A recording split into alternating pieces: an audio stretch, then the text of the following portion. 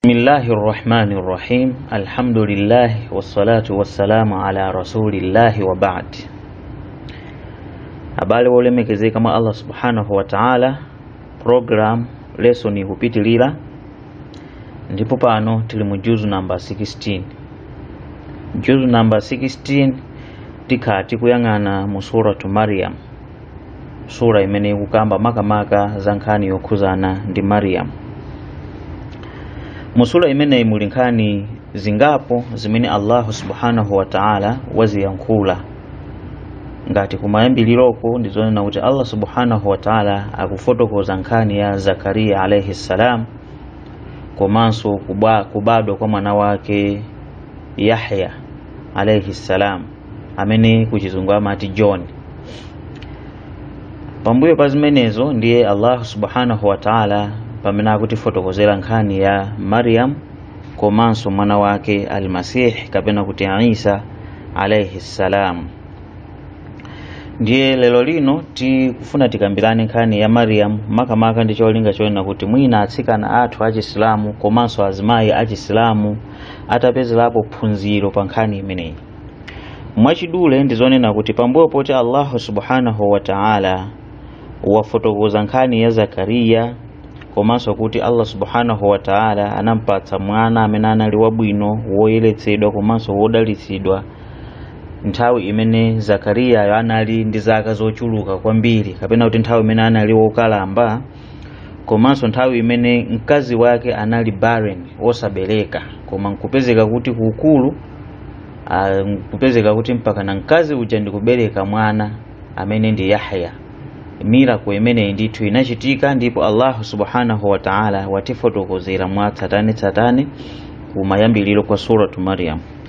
Pambuyo pa zimenezi ndiye Allah subhanahu wa ta'ala kenako tsopano pamene akufotokoza nkhani yokhuzana ndi Maryam alayhi salam. Allah subhanahu wa ta'ala akufotokoza ndithu mu aya imene tiwerenga apa kunena kuti Allah subhanahu wa ta'ala anampatsa mwana amene dzina lake anamutchula kuti Isa, ndipo zimene zizi zinalibe process ijayena kuti mwina papezeke kuti Maryam yakumane ndi mwamuna, kapena kuti mwana amene yuyu mwachidule anabadwa wopanda chani, wopanda bambo, chifukwa chonena kuti panalibe mwamuna amene anakumana naye Maryam kuti mwina mpaka na mimba ichitike. Choncho izo ndizo dabwitsa zimene Allah subhanahu wa ta'ala anafuna kuti achite nthawi imeneyo, pofuna kuonesa ukulu wake komanso mphamvu zake zapamwamba. Allah subhanahu wa ta'ala kuti iyeyo akalamula chinthu chimangochitika, samafunanso upangiri wochokera kwa wina aliyense kapena cholengedwa china chilichonse yali. Ndiye nkhani ziwiri zimenezi, nkhani ya Zakaria ndi nkhani ya Maryam, ndi nkhani zonena kuti Allah subhanahu wa ta'ala mmasura onse amene wafotokoza nkhani zimenezi mu Qur'ani amazifotokoza moyandikana, chifukwa chonena kuti anthuwa anali related. Choncho nkhani za amazifotokoza motani, moyandikana, chifukwa chonena kuti anali pa ubale anthu amenewa pakati pa Zakaria komanso Maryam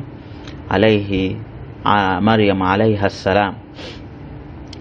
Nkhani zimene zizi Allah wazifotokoza mu suratu Ali Imran komanso suratul Anbiya. Ndipo mmene tanenera kuti cholinga chake ndichonena kuti nkhani zimene zizi akufuna kutionesa kuti ndithu Allah ndi wakutha kupanga china chilichonse. Now Allah subhanahu wa ta'ala mwachangu kwambiri akunena kuti wadhkuru fil kitabi Maryam, kenako umutchule mbuku limeneli mu Qur'ani mmenemu mumchule Maryam. Ndipo mchule Maryam mbuku ili idhin tabadhat min ahliha makanan sharqiyya, pamene adadzipatula ku anthu akubanja lake ndikunka kumalo ambali ya kumawa.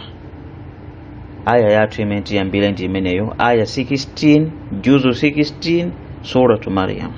Akuti ndipo mchule mbuku ili la Qur'ani mumchule Maryam mmene mumu pamene adadzipatula ku anthu akubanja lake ndikunka kumalo ambali ya kumawa.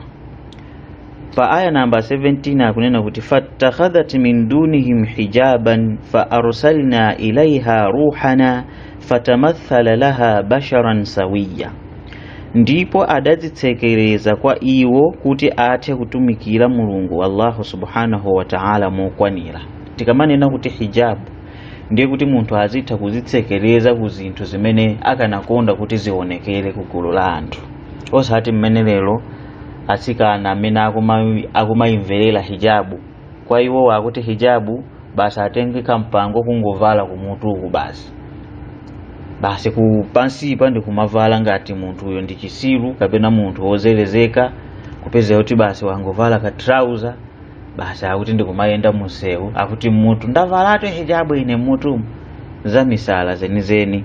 Hijabu yeniyeni ndiyonena kuti munthu uyo abise china chilichonse chimene akanakonda kuti chioneke ku gulu la anthu. Ndiye hijabu yeniyeni imeneyo imene akufotokoza pamene pa Allah subhanahu wa ta'ala.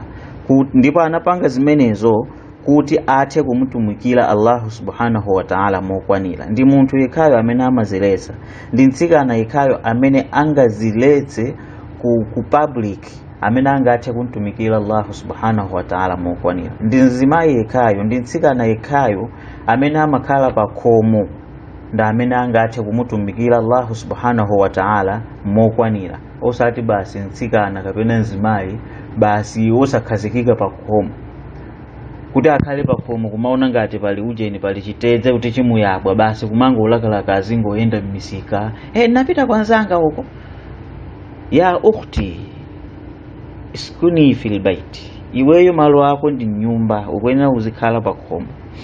Ndiye akuti zitachitika zimene zija atawachokera anthu iye uja ndikupita kumalo ayekha, akuti fa arsalna ilaiha ruhana fatamathala laha basharan sawiya, akuti kenako tidantumizira ife mzimu watu, yani ngelo Gabriel, ngelo Jibril alayhi salam, adantumizira kwa iyeyo kumtumiza kuti upite kwa Maryam, fatamathala laha basharan sawiya. Ndiye akuti atafika Gabriel kumene kuja, atafika Jibril kumene kuja, adazifanizira kwa iye monga munthu weniweni. Tonse tikudza kuti angelo amatha kusintha pena kuoneka ngati munthu. Nchoncho Jibril atafika kwa Maryam anafika mu chimkhope kapena kuti mu fomu ya mmene amaonekera munthu. Ndiyeno tiyeni timve mawu amene adayankhula Maryam atamuona munthu amene yuyu. Qalat inni a'udhu birrahmani minka in kunta taqiya.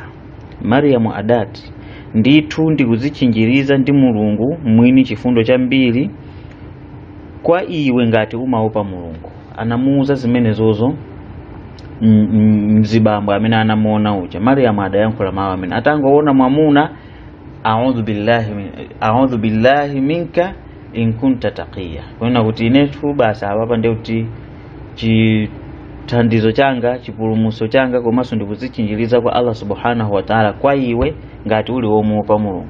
Kungomuona munthu akumuuza kuti umuope Allah, osati ngati mmene atsikana lero amakhalira. Kungoona mwamuna kungokhala ngati aona china chake basi chonena kuti nkhanga chaona golide, basi mtima osaupeza dovu chuchu kukamwa, aziyankhulana ndi mwamuna uja basi azisiwira naye. Zomvesa chisoni kwambiri. Mtsikana kapena mzimayi amayenera kukhala munthu ona kuti akaona mwamuna nkhope yake izigwa pasi, akaona mwamuna azikhala munthu wozipasa ulemu. Koma zalero zikumakhala zinthu zomvesa chisoni kwambiri. Mkazi kungomuona mwamuna ndi woti ndi wachilendo basi ufikira maswera banje mwakuti basi pamene paja kuyamba futi kumasuka koma kutenga nkhanizi munthu ndi wachilendo basi apasana kale manambala pamene paja mwakuti umakhala kuti. Shaitani akugwiritsa ntchito azimayi ndi cholinga choti awatalikise ku chifundo cha Allah subhanahu wa ta'ala. Maka atsikana ndi disaster kwambiri. Komano apa akutifotokozera Allah subhanahu wa ta'ala mmene mtsikana wa hijabu yeniyeni akuyenera kukhalira. Akakumana ndi mzibambo wa chilendo, akuyenera munthuyo kuzipasa ulemu kuti ine ndi mzimayi ndizipase ulemu. Ifoso ukudziwa kuti ameneyo mumtima mwake muli chani. Nkutheka apa Maryam anaganiza una kuti uyuyu ngati ali ndi maganizo nake oti mwina andipange chipongwe china chilichonse, ndiye kuti ndimuuziretu kuti komatu umuope Mulungu. lero ndizosowa nditu ndasikana ochepa amene lero lino akapemphedwa nambala ndi mamuna wachilendo amayankha kunena kuti ittaqillah, umuope Mulungu. Mwina ndi 0.1% angapange zimenezo, ambiriyo basi iyachani mundimenyeza. Zinthu zopanda ntchito, zinthu zimene zimangowoneseratu kuti munthu uyu takwa alibe. Komano zimafunika iweyo kukumana ndi mamuna wachilendo akukulamula china chilichonse, kukupempha china chilichonse, tamuuze kuti ittaqillah, umuope Mulungu. Ndeno tione pa aya pa aya 19 Allah akupitika kutiuza una kuti qala innama ana rasulu rabbiki liahaba laki ghulaman zakiya. Naye ngelo uja Jibril adayankhula kunena kuti ndithu ine ndine mtumiki wa mbuye wako, ndadza kuti ndikupatse mwana woyera. Qalat anna yakunu li ghulamu wa lam yamsasni basharu wa lam aku baghiya. Atamva mawu amene aja Maryam adayankhula kunena kuti ndingakhale bwanji ndi mwana pomwe sadandikhuze mwamuna aliyense, ndipo ine sindili mkazi wachiwerewere. Adayankhula zimenezozo ndithu Maryam kunena kuti lam yuqarribuni zawjun wala ghairi, ineyotu sinagonepo ndi mwamuna wina aliyense, wala akubaghiya, komanso sindine wachiwerewere, sindine hule. Albaghi imene uchulidwa apapa awo masulilama na kuti azani allati tubghi ar-rijal bil ajr, kunena kuti ndi wachiwerewere amene amapanga chiwerewere, kapena kuti hule amene ntchito yake ndiyo gulisa thupi lake kuti azigona ndi azimuna ndi azimpasa ndalama. Ndiye Maryam amamuuza ndithu munthu ameneyo, ngelo ameneyo amene amaoneka ngati munthu, kuti inetu ndipeza bwanji mwana kumachita kuti ine palibe mwamuna aliyense amene ndinagona naye, komanso ineyo si munthu wachiwerewere woti ndimapanga chiwerewere iyayi.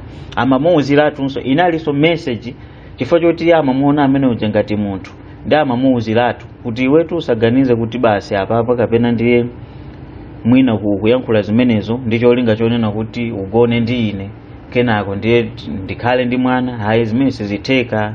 Ine si wachiwerewere, wala akubaghiya, ine sindili wachiwerewere. Ndiyeno ngelo adayankhula, ngelo Jibril adayankhula kunena kuti pa aya 21 tsopano, qala kadhalika qala rabbuki huwa alayya hayyin walinaj'alahu ayatan linnasi wa rahmatan minna wa kana amran maqdiya. Ngelo adati ndi momwemo mbuye wako akuyankhula, kapena kuti zimene zozo ndi zimene Allah waonena wandituma kuti ndikuuze kuti iweyo ukhala ndithu ndi mwana. Ndipo ananena kuti huwa alayya hayyin, ndipo zimenezi kwa iyeyo nzosavuta. Walinaj'alahu ayatan linnasi wa rahmatan minna wa kana amran maqdiya, kunena kuti ndipo tinchita mwana ameneyoyo kukhala chozizwisa kwa anthu ndi mtendere wochokera kwa ife, nchifukwa chake tikuchita zimenezi. Ndipo ichi ndi chinthu chimene chidalamulidwa kale chichitika monga momwe Allah subhanahu wa ta'ala akutani akufunira. Mmene momo ndi mmene adayankhula ndani, ndi zimene adayankhula Jibril alayhi salam pofuna kunkhazikisa mtima pansi kuona kuti ayi walinaj'al hadha al-ghulama, kuti mwana amene akubadwayo timpanga ndithu au khalqahu min ghairi ab, kapena kuti kulengedwa kwa mwana ameneyu popanda bambu kumeneko kuchitika ayatan linnas, kuti chikhale choziziswa kwa anthu, yastadilluna biha ala kamali al-qudra, kuti azikira umboni kuchokera muchozizwisa chimenechi kuti Allah ndi wakutha kupanga china chilichonse, nangati wathekesa kuti munthu abadwe popanda process ya pregnancy, kuti mwamuna akumane ndi mkazi kungobadwa mwana kudzera mwa mayi yekha. Ngati zitatheka zimenezo, ndiye kuti Allah subhanahu wa ta'ala ndi wakutha. Wa rahmatan minna, komanso chikhale chisoni kwa ife, lima yanalunahu minhu min alhidayah wal khair alkathir lianna kullu nabiyyin rahmatu li ummatihi, kunena kuti ndipo chikhalanso chani chisoni chochokera kwa Allah subhanahu wa ta'ala chimene apeze kuchokera kwa mwana ameneyu, kuchokera mu hidayah chiongoko chimene apeze mwana ameneyu akayamba kulalikira, iwo ndi kumatsatira chiongoko chimene akulalikira mwana ameneyu, komanso zabwino zochuluka ndiye kuti chimene chikhala chisoni chochokera kwa Allah subhanahu wa ta'ala. Fwa mtumiki wina aliyese ndi chisoni ndithu kwa umma wake umene awatumiza. Wa kana amran maqdiya maqdaran qaddarahu Allah wa jaffa bihi alqalam. Zimenezi ndithu zidalembedwa kale kale, Allah subhanahu wa ta'ala ndithu analemba ndipo cholembera chinawuma ndithu. Izi zinapangidwa decree kuti zizachitika ndipo zikuyenera kutani, zikuyenera kuchitika. Zimenezi ndithu ndi mmene Allah subhanahu wa ta'ala akutifotokozera nkhani yokhuzana ndi mtsikana ameneyu kapena mzimayi ameneyu amene ndithu anali Maryam binti Imran wochokera mu lineage kapena kuti mu lineage kapena kuti mu mtundu wa Daudi alayhi salam. Amene yuyu anali ndithu wochokera ku family yabwino komanso banja loyera kwambiri lochita ntchito zabwino lompembeza Allah subhanahu wa ta'ala lochokera mwa Banu Israeli.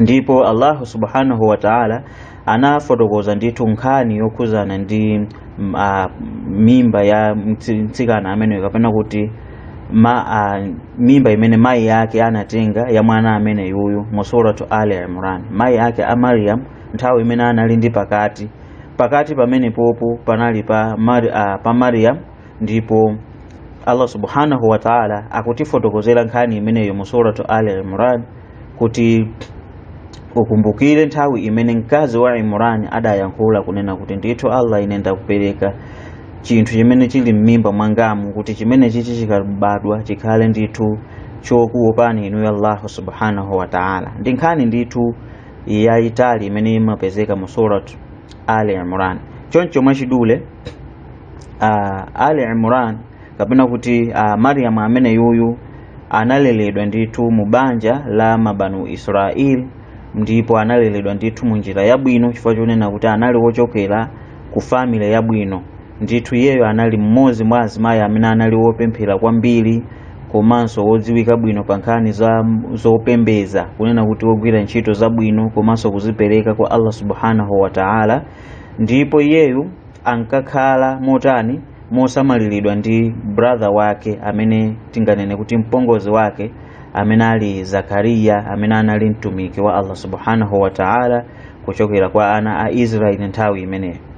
So Zakariya anali munthu wonena kuti tinganene kuti great man, anali munthu wankulu kwa basi, munthu wa ulemu wake komanso ndi anthu onse akafuna nkhani makamaka zokhuzana ndi chipembedzo ndi kuti amakafunsa kwa ndani, kwa Zakariya. Ndipo zimanenedwa kuti Zakariya akuti ankaona ma miracles zodabwitsa kuchokera kwa Maryam zimene zimamudabwitsa Zakariya kuti kodi mtsikana ameneyo komano ali straight, zochitika zake zimakhala zodabwitsa ndithu kawiri ngati mene Allah akutifotokozera ndithu mu suratu Ali Imran kunena kuti kullama dakhala alaiha Zakariya almihraba wajada indaha rizqa qala ya Maryamu anna laki hadha qalat huwa min indillah inna Allaha yarzuqu man yasha'u bighairi hisab. Kwena kuti nthawi iliyonse imene Zakariya ampezeka kuti walowa mu mihrabu kapena kuti kumalo opempherera kumene amakhala Maryam, akuti amampeza kuti kumene kuja ali ndi zokudya zosiyana-siyana, ali ndi zinthu katundu wosiyana-siyana, ndi amafunsa kuti iwe zinthu zimenezi wazitenga kuti. Ndiye iye uja kuti Maryam ankayankha kuti ya zimenezitu ndazipeza kuchokera kwa Allah subhanahu wa ta'ala, ndipo Allah amapereka kwa amene wamfuna popanda kuwerengesera. Choncho zimanenedwanso m'mabuku kunena kuti akuti Zakariya zimatheka kuti akapita kukamuona amampeza ndi zipaso zimene zimapezeka nthawi ya dzinja, iye uja umampeza ndi zipaso zimene zozo nthawi ya chilimo. Kuti mwachisanzo ngati Oktoba ija iyeyo basi azipezeka ndi chimanga chachiwisi kapena kuti azipezeka ndi zokudya zimene zimakonda kupezeka nthawi ya dzinja. Choncho nthawi ya dzinja ija iyeyo amapeza kuti ali ndi zokudya zimene zimapezeka nthawi ya chilimo. Ndiye amadabwa ndithu kuti mtsikana ameneyo zimenezi akuzipeza kuti, akuti ayi ndithu zimenezozo ndi zimene Allah subhanahu wa ta'ala amatani amamupatsa Maryam chifukwa chozipereka pa nkhani ya mapemphero yompembeza Allah subhanahu wa ta'ala. Tsono nthawi imene Allah subhanahu wa ta'ala anafuna kuti ampatse amene uja mwana, ndiye kuti anampatsa mwana amene anali mtumiki wa Allah subhanahu wa ta'ala komanso kapolo wake, amene ndi mmodzi mwa atumiki 5 amene ali akuluakulu amene amatchulidwa kuti ulul azmi minar rusuli. Ndipo zitachitika zimenezozo ndi akuti tsopano Maryam nthawi imeneyi basa anangoganiza zonena kuti awachokere anthu ake ndi apite kumalo kwa yekha kumeneko kwa azikatani azikampembeza Allah subhanahu wa ta'ala.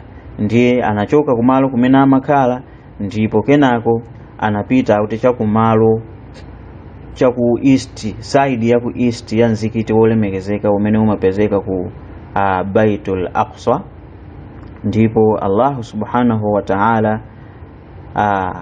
kudzera mwa chodzidzisa chimene chichi ndi chimene chinapangisa kuti pakana abadwe Isa alayhi salatu wassalam.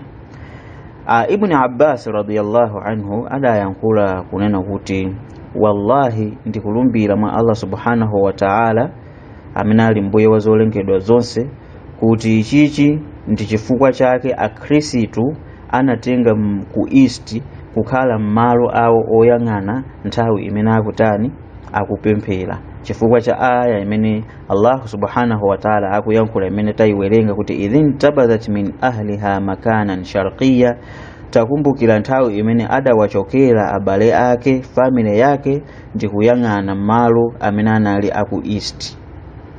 Ndipo iwo wa Kristu anatenga kuti ati malo amenewa ndi malo amene anatani anabadwa kumene anabadwira Isa alayhi salatu wassalam.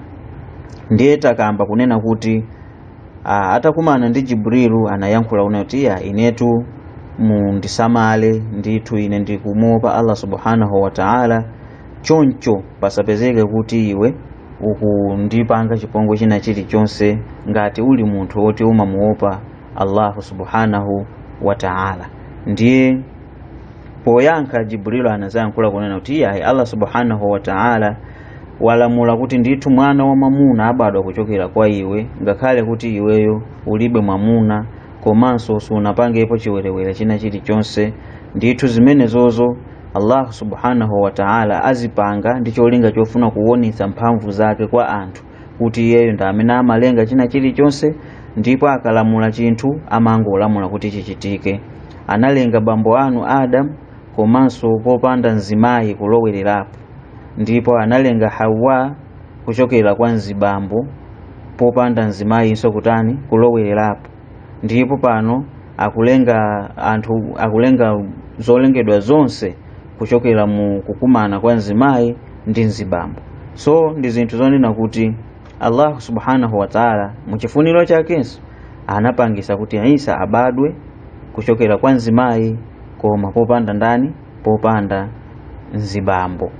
Pachifukwa chimene chichi ndiye kuti Allah subhanahu wa ta'ala wamaliza ndithu 4 types of creation, kapena kuti mitundu inayi yonse yakalengedwe kamene Allah subhanahu wa ta'ala anagwiritsa ntchito pomulenga munthu, kuti kumulenga woyamba popanda mwamuna ulo mkazi kungolamula kuti chichitike. Kalengedwe kachiwiri kumulenga munthu kuchokera kwa mwamuna, kachitatu kumulenga munthu kuchokera kwa mwamuna ndi mkazi pakhale chani kukumana, kenako ndi kumulenga munthu kuchokera kwa ndani, kwa mkazi yekha. Zonsezo ndithu zimatheka ndi Allahu subhanahu wa ta'ala. Ndiyeno pa mapeto timalize tsopano ndi kubadwa kwa Isa alayhi salam, kuti kodi chinachitika ndi chani. Akuti atayankhulana zimene zija ngelo Gabriel ndi Maryam alayhi salam, kenako pa aya 22 akunena kuti fahamalatihu fantabadat bihi makanan qasiyya. Akuti kenako iye uja anampangisa kuti akhale ndi mimba, ndipo akuti anachoka pamalo pamenepa ndi kumupitisa kumalo kumene kunali kuwa kutali kwa basi chakumizi choncho ku remote area, kuonena kuti aliyense sangafikireko. Apapa Allah subhanahu wa ta'ala akutiuza kunena kuti Jibril atayankhulana ndi Maryam zimene Allah wanena, ndiye kuti Mariamu uja anavomereza zimenechi. Chilamulo cha Allah Mariamu anachivomereza. To chabwino ngati wanena kuti zimene zachokera kwa Allah, basi palibe vuto, tidikira tione. Ndiye maskola ambiri ochokera mwa masalafi salih amayankhula kunena kuti akuti nthawi imene Jibrilu adayankhulana ndi Mariamu, kenako Jibrilu anapeperera ndithu kupemerera kunsi kumene kwa chovala chimene amavala, kapena kuti kunsi kwa dress yake anapepererako chani mpweya. Ndiye akuti mpweya uja unayenda mpaka nakulowa ndithu kumalo ake obisika, kenako mpaka na ukayopezeka kuti iye uja ndikukhala ndi ndani, ndikukhala ndi mimba. Zimene zozo ndithu zinachitika mu chifuniro cha Allah subhanahu wa ta'ala, ngati mmene anayankhuliranso Imamu Muhammad bin Ishaq rahimahullah unena kuti atatenga mimba ija tsopano, ndiye kuti kenako iye uja anapita ndithu pamalo pena pamene panali ngati pa chitsime, atatenga chani madzi pamene muja kutengera mujagi, anakatunga madzi pa chitsime ndikuthira mujagi, kenako ndikumabwerera kwa anthu ake, kuyamba ulendo obwerera kwa anthu ake. Ndiye akuti after zimene zizi zinazapezeka kuti matenda ake kapena kuti monthly period yake, menstruation period yake inazasiya, ndipo kenako zinazapezeka kuti wayamba kumva zonse masaina amene amamva mzimayi amene ali oyembekezera, ngati kudwala, njala, komanso kusintha mtundu, komanso ngakhale mmene amayankhulira zinasintha. Ndipo akuti pambuyo pa zimene zizi ndiye kuti akuti anthu ambiri amapita ndithu kwa Zakariya kumaka muona ndithu mzimayi ameneyu atabwerera tsono kwa abale ake kuja kwa Zakariya. Anayamba ndithu anthu ambiri kumapita kuti akaone kuti mzimayi wozisunga uja, mtsikana wozisunga wopemphera kwambiri uja akuti ali ndi mimba. Anthu ambiri akuti palibe nthawi imene anthu ambiri anapanga visit nyumba ya Zakariya ngati nthawi imeneyi, akuti basi akaone maloza amenewo. Ndiyapo akuti nkhani inafalikira kwambiri pakati pa ana a Israeli, mabanu Israeli. Ndipo iwowo mu mwano wawo mabanu Israeli ndi amayankhula kuti amene yuyu ndi Yusufu, ndiye kuti nchimozimozi anthu achiwerewere amene akufanana ndi Yusufu pa nkhani ya chiwerewere. Pajanso tidakamba kuti Yusufu ananamiziranso nkhani ya chiwerewere, apanso akunamiziranso ndani Mariamu kuti wapanga chiwerewere mpaka watenga mimba. Ndi amayankhula kuti amene yutu sakusiyana atu ndi Yusufu. Yusufunso amaoneka ngati wopemphera koma mpaka na anapanga chiwerewere kugwiririra mzimayi. Uyunso chimozimozi mmene anthu amayankhulira masiku ano, akakhala kuti kapena mzimayi wozisunga woti amampembeza Allah subhanahu wa ta'ala, ena amayankhula zambiri. Chigawenga chimene chija musamamuone kupemphera kuti tsikana amene yoyo. Zimenezo zili zinthu zoyipa kwambiri zimene nkhani zake zizafotokoza insha Allah mu surati Nur tikazafika juzu 18 insha Allah ta'ala. Ndiye mwachidule Maryam anazabisala ndithu kuti asaoneke kwa ndani, kwa anthu, ndipo mpaka na nthawi imene inakwana yona kuti iye uchatani abereke. Ndiye akuna kuti fa ajaaha al-makhadu ila jid'in nakhla, kunena kuti tsopano leba inazampeza nthawi imene anali pachani, kunena kuti matenda au chembera atakwana adampititsa kutunthu la mtengo wa kanjedza wowuma kuti autsamire pomubala mwanayo. Qalat ya laitani mittu qabla hadha wa kuntu nasiyan mansiya. Ndipo akuti Mariamu adayankhula kunena kuti kalanga ine bolani ndikadangofa kuti izi zisachitike. Ndiye pamene papa ma scholars amayankhula kunena kuti kupempha imfa kumene amapempha Mariamu pamenepa akuti kuli pawiri. Chinthu choyambirira ndichonena kuti akuti kupweteka kwa leba, kuti leba tonse tikudziwa kuti ndi pamakhala ndithu ululu wadzaoneni. Ndiye munthu kuti sanabereke kuti kuyamba kuti anayamba kudandaula kuti bolani ndikanafa ine ndi ululu umene ndikumva pati, ululu umene ndikumva pano. Ndipo akauli yachiwiri kapena kuti mawu achiwiri amanenedwa kuti yaye kupempha imfa kumeneku kapena kulakalaka imfa kumeneku kwa malakalaka imfa kuti poopera mwano umene aziyankhula Ayuda onena kuti nanga si ameneyu wabala mwana popanda mwamuna wina aliyense, ndiye kuti anthu azimunena chitonzo chikula chonena kuti ndi wachiwerewere ndi hule. Pachifukwa chimenechi bolani ndikanangofa kuti ine chitonzo chimenechi chisandipeze, chifukwa ine ndi munthu amene ndili wopemphera ndipo ndimadziwika ndi ntchito zoti ndimapembeza kwambiri.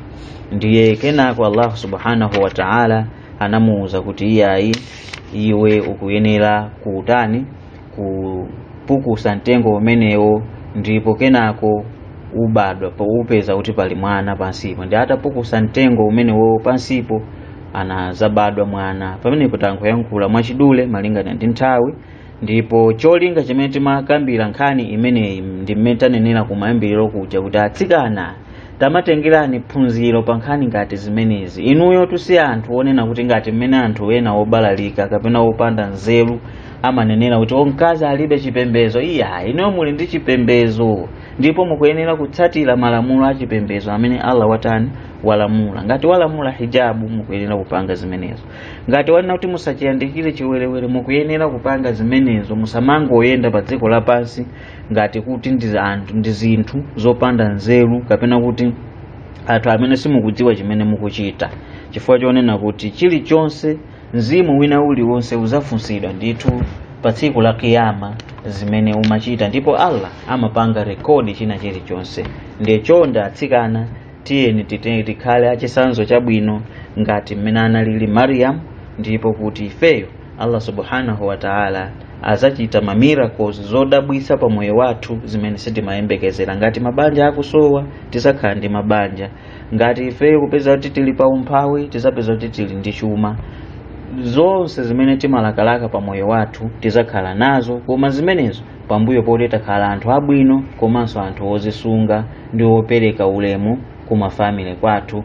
Tikafika hapo tingoti wassalamu alaikum wa rahmatullahi wa barakatuh.